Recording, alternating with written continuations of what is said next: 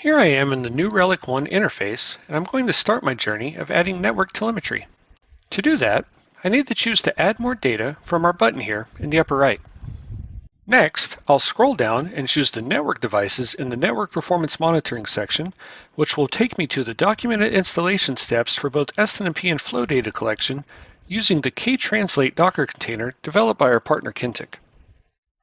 And from the Docs landing page, I can navigate to instructions to set up both SNMP and network flow monitoring, as well as notes on troubleshooting, the default dashboards we have in our open source library for you to use, and advanced configuration options for the agent. After you've completed your installation, you'll begin to see entities in New Relic One. The quickest way to find them is on the Entity Explorer page by searching for the Network section in the left-hand sidebar.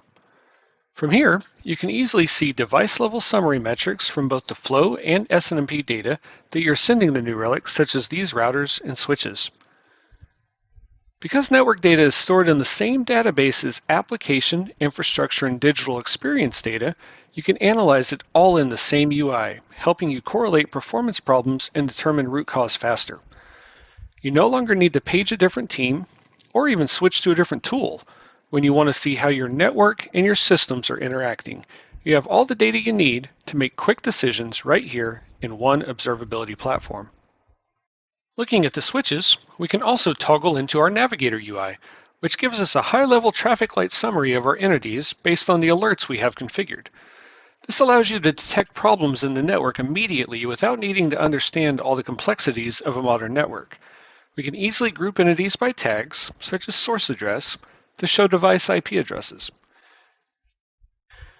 And clicking on a hexagon will give you a quick slide-out panel that shows details about the device, its tags, and its golden metrics, which lets you quickly investigate the critical signals of this device at a glance so you can stay focused without needing to go into a new UI to search for this data.